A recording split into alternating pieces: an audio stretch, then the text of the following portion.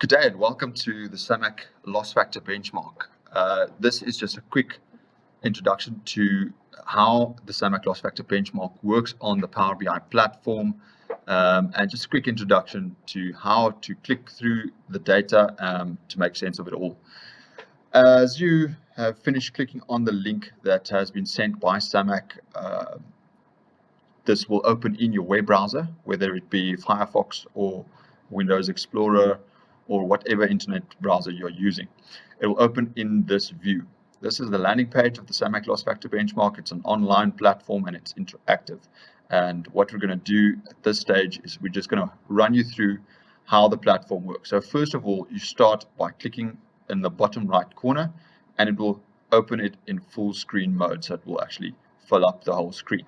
The next thing that you need to know is that you can click here in the middle. If you click on 1 of 17, then it'll show you all the pages relevant in the benchmark, and you can skip directly to one or other page that you would like to see. So to start off with, you can either start with the right arrow or you can just click on the next one in line. It'll open, and what you'll see is there's a couple of filters that you can use to scroll through the information. To select multiple years data, to look at multiple year averages, you can just click on the 2019 and the 2018 and the 2017 season.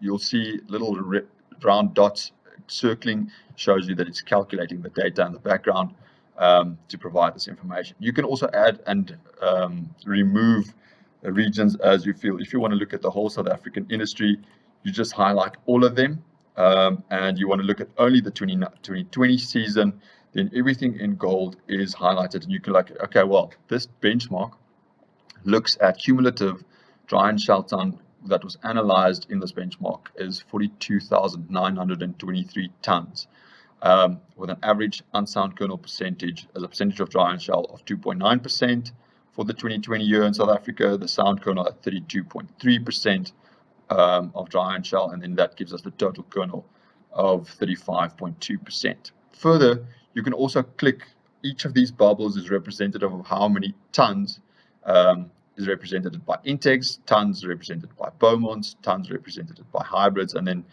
deliveries that were delivered as mixed nuts. All right.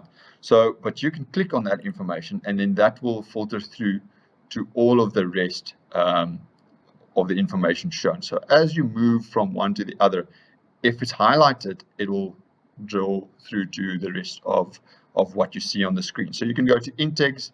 On the integs, it was 21,000 tons that was benchmarked and analyzed. On the Beaumonts, it was 13,200 tons, and on the hybrids, it was 6,400 tons. If you just want to go to everything, you just click on that again, and everything pops up, and you'll see everything is very vivid colors, and that's what you look at. So if we go to the next page,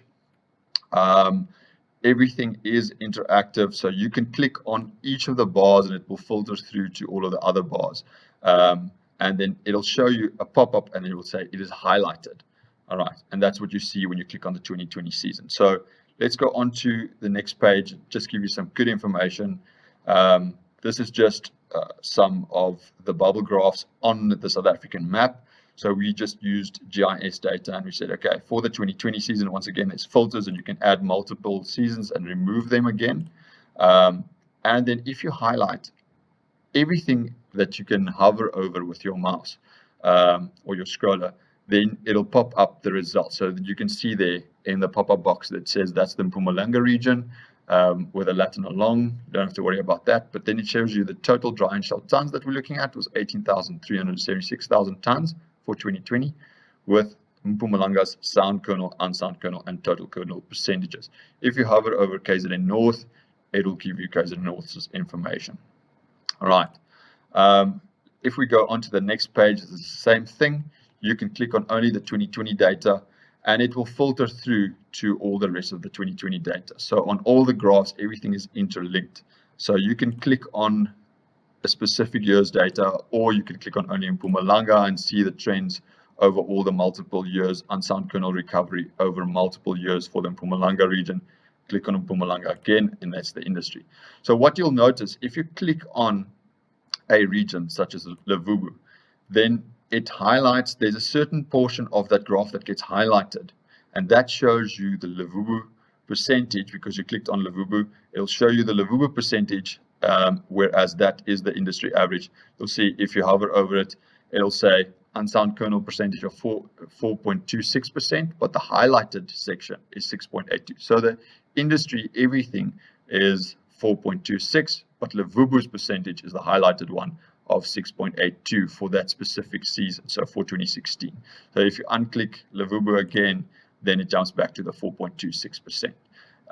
If you click on Mpumalanga, you'll see that it's quite a bit lower in 2016, where the highlighted section is 3.1%, which is a lower unsound kernel, but the unsound kernel total for the industry for 2016 was still 4.26%. All right, so everything is interactive. So we invite you to click on the Beaumont data, and the Beaumont data will pull through to the unsound kernel recovery, to the sound kernel recovery. All the graphs are linked. And whenever you see a page where there is a filter or a selector option, like for instance here, if you see a bar like this with a gold and you click on it, and then you can add or remove seasons. And that's just important to note when you go through this benchmark. There's a lot of information in the benchmark and you can play around with it.